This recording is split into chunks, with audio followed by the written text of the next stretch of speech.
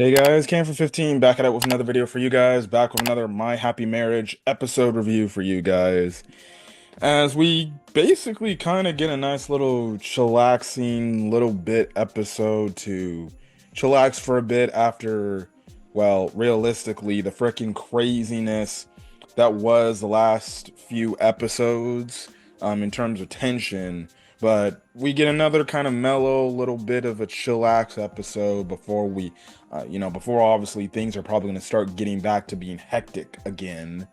But regardless, it's it's crazy good to see. Definitely can't wait to see where the season's gonna go. But this was a chill episode. We get another Mio dream sequence, and we have it to where this time the construct of Usui in this dream sequence clearly like looks at Mio and sees her and gives her this look like, I know you're watching me.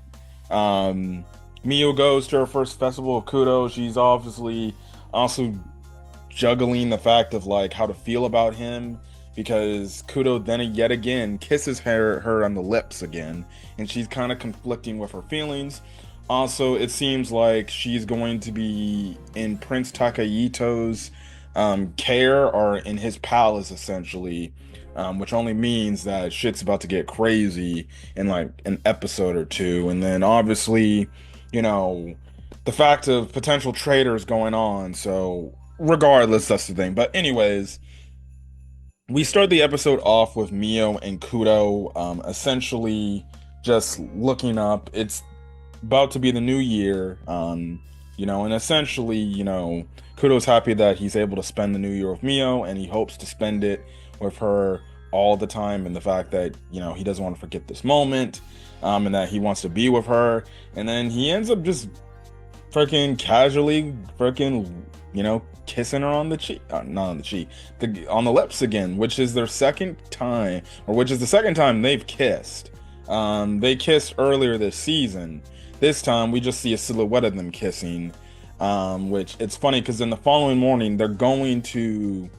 um, they're going to the New Year's festival celebration type of thing, which it's cool to see that even in this nice romance show in this feudal period, even then there was these New Year's like type of celebration episodes. These New Year's festivals, because typically when we get romance shows, this is like a staple in the romance, anime genre. It's always, the two main characters, of the male and the female, they always go to like a festival of some sort, whether it's just a New Year's festival or it's just some random like festival that they go to, right?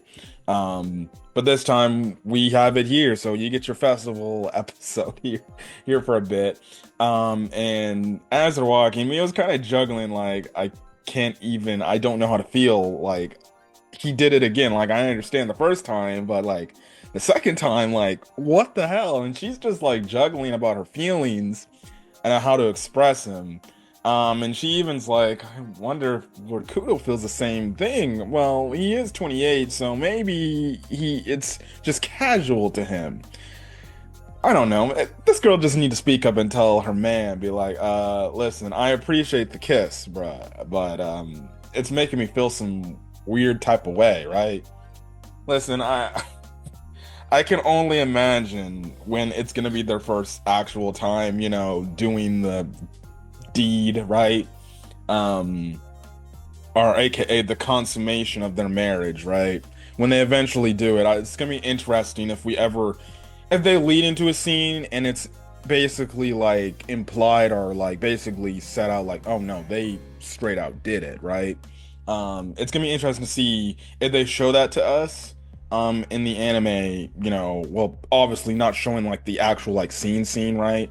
But like them leading to the scene, and then the next morning you focus on Mio. Mio's like, what did I just do? And what the hell just happened? That type of whole thing, like she's doing here. And like I'm like, look, if she feels weird and awkward about the kissing thing, good Lord have mercy when they finally like actually like do it with each other, right? she might absolutely just be like, oh my, it might be a whole new world opening at her. And again, Mio gives the must protect girl energy. But regardless, they basically are heading to the festival, and Kudo asks like, "Hey, what have you done like, in the previous New Year's?" And he had quickly apologized because Mio doesn't give him like a 100% like clear-cut answer. And he's like, "Oh, I'm sorry, I don't mean to bring up the things." And basically, and honestly, Mio's like, "No, it's okay. Like honestly, when I look back at it, I'm honestly kind of happy." And again, it's more of the development of Mio. Like, if we saw season one Mio and Kudo asked her this question, it was season one Mio would have wrapped up into a bubble and she kind of would have been like, and you could tell like she don't wasn't doesn't want to acknowledge that. But because everything that happened to her in season one and the fact that she's overcome this and she's a little bit more confident, you know, she looks back on that time of saying like, yeah, that was a bad time, but regardless, at the end of the day, um, I still, take those moments to heart because hey, they helped me be the person I am today. And she basically said like, I was just basically helping out around the house, realistically doing my servant task while the family was out, which that's fucking wild when you think about it. Like, it's the New Year's and you don't invite your, again, that the original father is an absolute scumbag. Her actual like related, her blood related father is an actual scumbag. Like the fact that he was in love with his mother and he didn't even show the common damn decency to give a shit about his first daughter. He only gave a shit about the daughter in Kaya, because of things like that, right? So they basically go up there like any other festival, New Year's festival or something. They give their, wishes of what they hope to achieve for the year. Kudo does ask like, "Hey, what did you wish for?" Basically, Mio's wish was that she hopes to essentially stay with Lord Kudo essentially forever, right? And that's basically what she wants because Kudo makes her happy. Now, Kudo's like, well, one, he says he wants peace, obviously, in the country. Makes sense. Like, he's an officer. He's putting his life on the line to keep the peace. But I can honestly respect the fact that this dude just wants to be like, I just want peace where I can go to work, but then I get to go home and there's nothing else that happened because of craziness. And then he also said, like, and he also does get flustered himself. He basically says like he wants to be with Mio basically forever. So, again, it shows like how much of an impact Mio's had on him to the fact like it's opened his eyes to see like of something that means something special to him and that he doesn't want to lose that and he wants to continue to be with this individual and be there for her because he now realizes like I have something to fight for, I have something to live for. I have something that means a lot to me that I care deeply about. Which again, it's a dope. It's a more character development for his character in their bond. But as they're walking, they see this commotion going on, and basically, we find out it's the gifted communion at the festival, and they're basically showing like a grotesquerie, right? It's kind of similar to that freaking like weird looking rat or that freaking rabid looking rat that Kudo found in the first part in the earlier episodes when he raided that gifted communion home base area, right? And he saw that, and basically, Mia's like, "That's a grotesquerie. How are we able to see that? Like, they're supposed to be unseen monsters, right?" And basically, Kudo tells her like they must be doing something to show it visible, to make the grotesquerie basically be visible to others, right? Without, supernatural abilities and everything. And basically it's scaring the populace and everything. And basically the gifted community is like, look, see, this is a grotesquerie. The government hides this shit from all you guys, and we have the power to stop him. And you have this one guy show off like his special ability. And basically, he's like, listen, the spokesperson's like, listen, if you join the gifted communion, you'll be able to have abilities like this. We can show you, we can teach you how to get these abilities, so then you can be able to defeat grotesqueries and keep the peace, right? Because the government's lying to you, and they're the ones that are hiding all this information. But eventually, some of the police force come in and arrest them, and basically, it's due to the origami type of thing. I forgot what he called it, but it's basically kind of like their messenger way to send messages to each other to like, hey, this is what's going on. Kudou, we find out that Kudou ended up sending it. Mio didn't see it, but he ended up sending it. And basically, Kudou gives her one of these. He's like, listen, if there's any if there's something wrong that happens, or if you're in trouble, please send this, and we will come immediately to try to help you. So that clearly is going to be a plot point for later on, right? So that's the thing right then and there. But anyways, we basically cut over to Prince Takaito, and basically Takaito talks about his premonition and the fact that, you know, it's to freaking it's funny because the editor where Kudo's like he wants the peace, but basically because of the crazy shit that's happening due to Usui and the gifted communion, well, that shit is not gonna happen. Peaceful times is not gonna happen. So that completely shits on Kudo's wishes, which it's basically revealed to him by the end of the episode, like, yeah, shit's gonna get a lot worse than better, so there ain't gonna be no peacetime, right? And basically, that's what Prince Takahito confirms. Like, things are gonna get a lot more hectic. So that's what we essentially need to make sure that we're prepared accordingly for all of this, right? So that's how bad this dude's visions, or premonitions have been. I guess you can say going, because. Well, this dude like legitimately is like, yeah, things are getting pretty bad over here. So, anyways, that's what essentially it's told to Kudou, and Kudou's kind of just like, damn, man, my man just wants to live in peace with his wife and make sure she's okay and have all these worries, but everything that's going crazy. But this then gets to an interesting scene to where you have another Mio's and another dream sequence. We see Usui and Sumi, her mom, talking. This time they're clearly older, and I'm guessing this is probably around the time before she and Sumi, before I guess, ended up making the decision to go marry into the Saimori household, because of the issues that were going on there. If you obviously you watched season 1 with their company basically damn near going bankrupt, right? And it was basically being forced upon it, right? And basically, you just have to where Usui basically is like, look, don't worry, Sumi, I'm gonna be there to protect you. I'll be your, essentially saying like, I'll be your sword. Anything that comes at you, I will do whatever I can in my power to stop them from happening. And basically, like, Sumi's like, oh, so if that's the case, then that means you're my scabbard, right?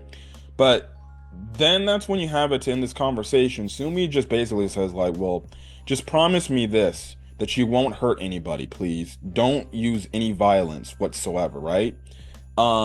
Because clearly she knows that he can probably get and have some violent tendencies to him, right? So she was basically telling him like, look, okay, I'm fine with that, but don't do nothing that involves any violence or you hurting anybody. I don't want that. And Mio's looking at this, and then all of a sudden you just have it to where the past Usui legitimately turns his head. He gives this look. He's just like, and then he turns his head, and then he is directly looking at Mio like for like legitimately like 5-10 seconds, and he's just like. And it's like, and then she wakes up from her dream and she's wondering, like, what the fuck? How did he see me? We literally were locking eyes with each other. So I'm wondering if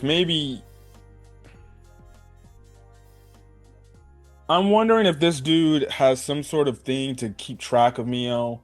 And it's weird at the fact, like, maybe he has his presence, can clearly see, like, oh, you're watching me. Now, maybe this could be a thing. Maybe this could be like dreams sent to Mio from her mother, right? Something, right? And it's clearly has something to do with Mio's abilities, because she can clearly look into the past and see her mother's flashbacks, right? So you have to wonder if like she's somewhat like I guess you can say her dream sight ability is somewhat seeing these flashbacks, which is in a weird way, I guess you can say, it's kind of making her travel back in time, and she's watching this from afar, seeing her mother's flashbacks. And next thing you know, it's clear that Usui can pick it up and be like, wait, somebody's watching me. And then he clearly sees who's like, who the fuck? You know? So, and maybe this is also a thing where also maybe President Usui can, maybe it's another thing that President Usui can also tell. Maybe this will be revealed like, oh, I know you've been using your ability to look into your mother's past and you're seeing me too, our past, right? Um, Clearly, it's got to be some reason why she's seeing these dreams, and she actually does tell Kudo. Like she tells Kudo, like this is one of the things I made a mention. Like, why did she not tell Kudo about these dreams? Well, in this episode, she does tell Kudo, like, no, I legitimately had this dream. I locked eyes with him, and he looked back at me, and essentially, Kudo's like, that's interesting, huh? Um, so I don't know what that's supposed to mean.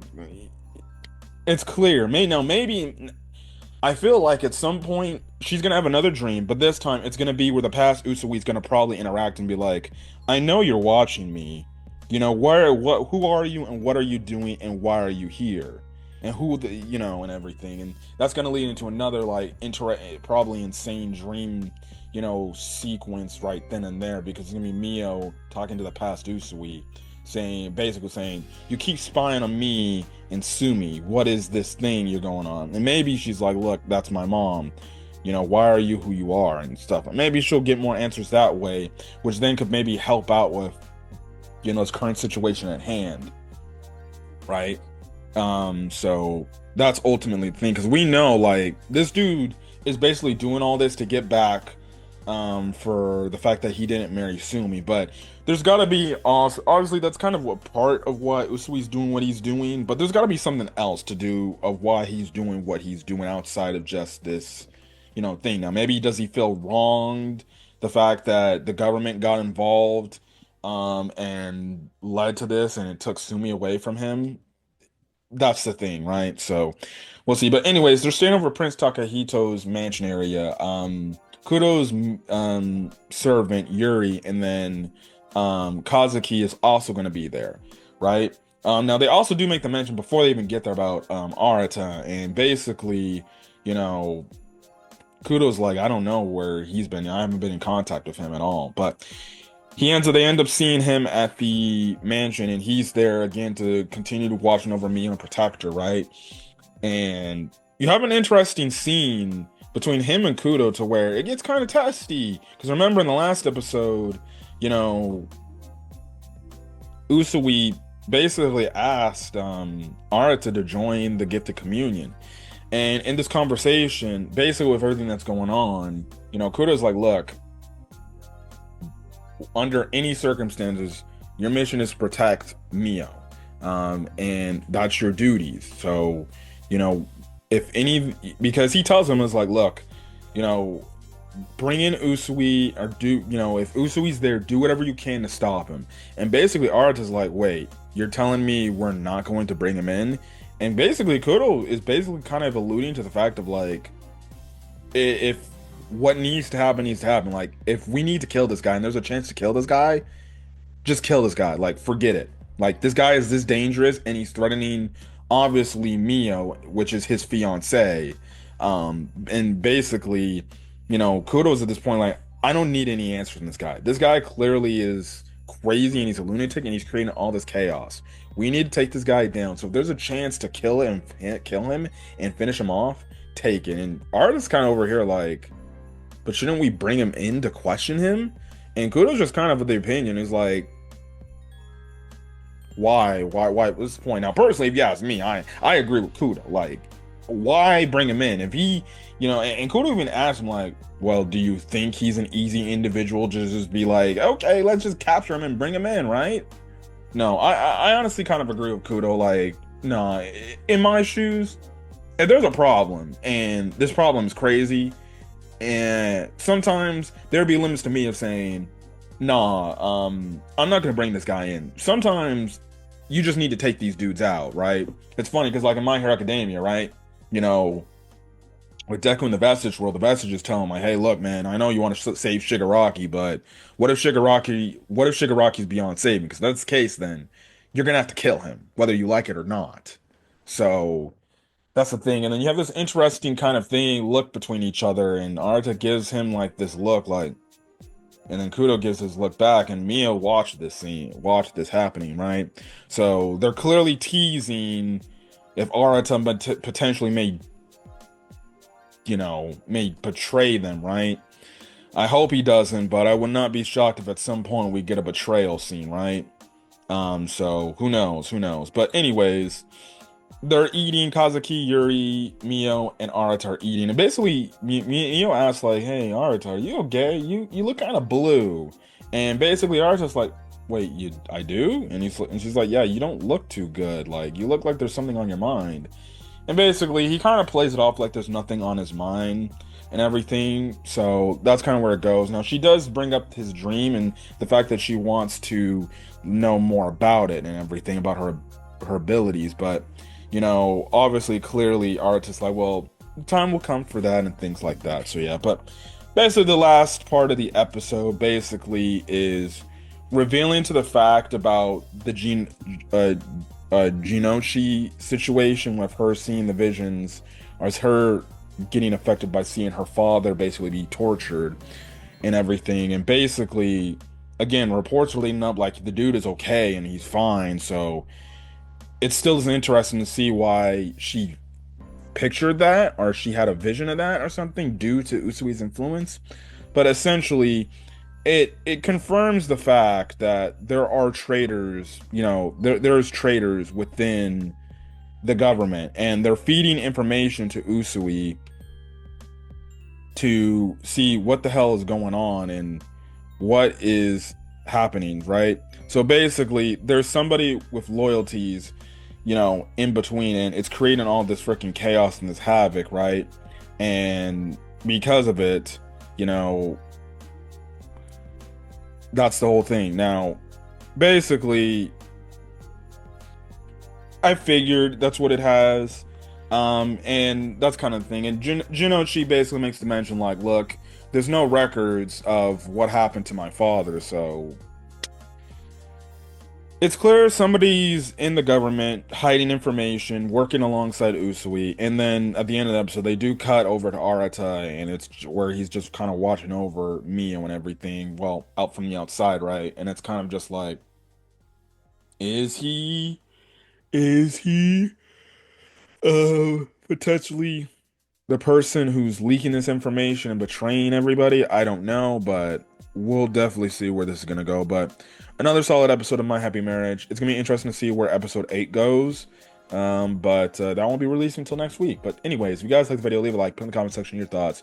Hit that subscribe button if you want to get more if you want to get more My Happy Marriage content or any other anime content I upload to the channel. Till then, guys, stay safe out there and have a great rest of your day or your night watching this video. Till then, guys, peace.